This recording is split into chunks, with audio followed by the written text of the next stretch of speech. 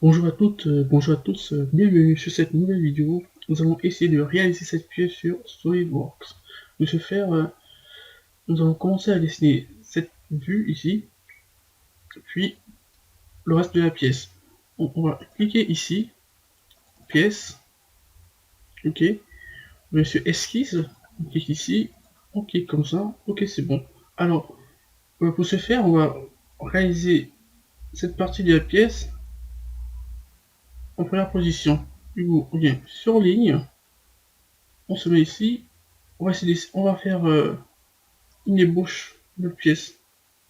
Du coup, on va essayer de dessiner sans cotation, sans cote précise, la forme de la pièce. Puis on viendra ajuster notre pièce. Du coup ici, on peut remarquer qu'on a un semblant de cette vue. Du coup, on va essayer de coter cette pièce, cette partie de la pièce. Du coup, ok, cotation intelligente. On va coter ce côté ici de 60. Ici on a 60 mm. Ici on met 60, ok. Puis ici on a 70. Cotation intelligente est toujours activée. 70, ok. Ici, 70, ici. C'est la même chose ici. On a 10 ici, 10 ici. Et puis ici, nous avons 10. 10 ici. Sur le côté ici, nous avons aussi 10. Ok. Puis ici, nous avons le 10 ici. Sur le côté, nous avons le 10. Ok. Ici aussi, nous avons 10 là. Fini. Nous avons 10 ici. Ok. Du coup, cette longueur ici, par défaut, est déterminée. Du coup, nous avons cette longueur, cette longueur, cette longueur. On va faire terminer, quitter l'esquisse. On termine l'esquisse.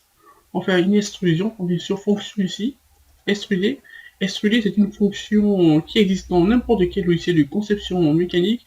Ça consiste d'ajouter de la matière dans une surface fermée. C'est-à-dire que lorsqu'on réalise une esquisse avec des traits dédiés, des traits ou des cercles, on réalise une surface fermée. Grâce à cette surface fermée, on peut réaliser l'esquisse. Ici, nous avons réalisé un contour fermé.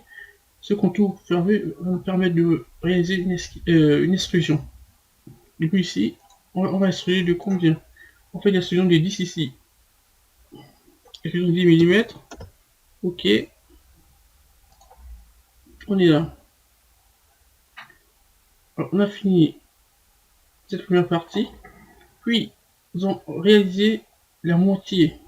En partant des 10 mm ici, nous allons ajouter cet écart ici.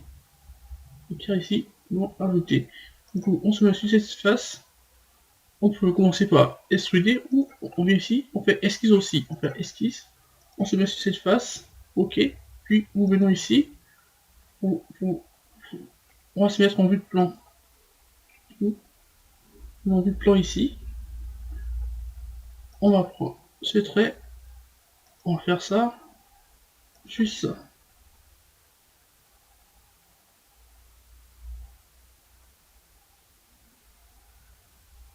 On va faire ça comme ça. Je vais recommencer. Je vais commencer par là. Ça plus simple. Voilà. Je fais ça comme ça, c'est pas grave.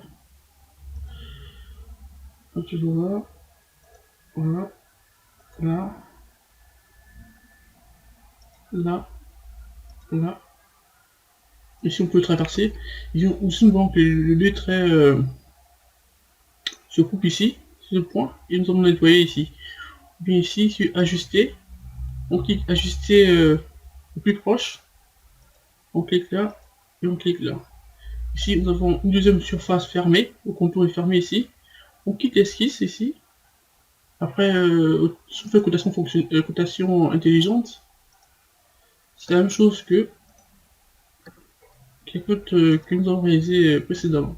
Du coup, on quitte l'esquisse, fonction, extrusion, automatiquement, si on bouge la pièce avec la molette, SolidWorks nous propose ça. Vous pouvez effectuer une extrusion. Ici, nous allons faire l'extrusion de moitié. Bon, en partant du 10 ici, l'extrémité ici, et ma souris, nous allons extruder le 35. Du coup, ici, extrusion 35. Entrée. On valide ici, OK. Nous avons la moitié de la pièce. OK, c'est bon.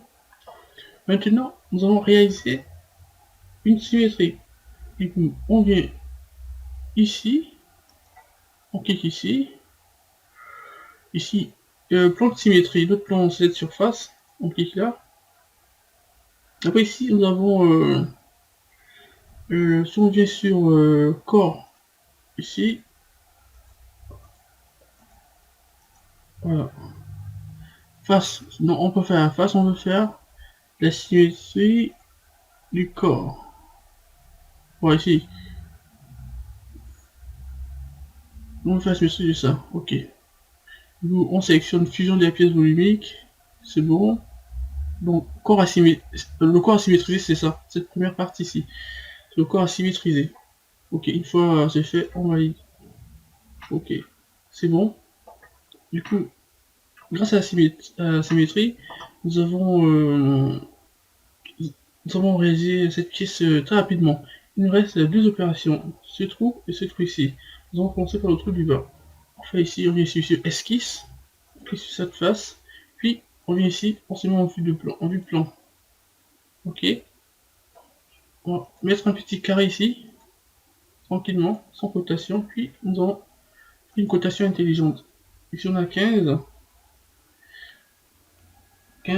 et 15 sur le côté. C'est un petit carré de 15 par côté. Nous avons 15. Aussi, nous avons 15. Alors, nous allons essayer de centrer ce dessin. Alors, en partant de ce trait jusqu'au centre de l'autre carré, nous avons 25. Du coup, nous allons prendre ce côté, puis ce côté. Alors, ici, ça va nous faire 25. Nous allons 25 moins 25 moins la moitié de 15 ici. Donc, moins 7,5. Non, c'est bon. Voilà, donc, du coup, si on fait les 17,5 de cette côte, plus la moitié, on ici, on a 25. Et puis ici, de là à là, nous sommes à 17,5. Donc, c'est bon ici. Maintenant, sur le côté, on fait la même chose. Ici, nous avons 35. Donc, 35 ici, moins la moitié ici. Et pour cotation intelligente est toujours activée.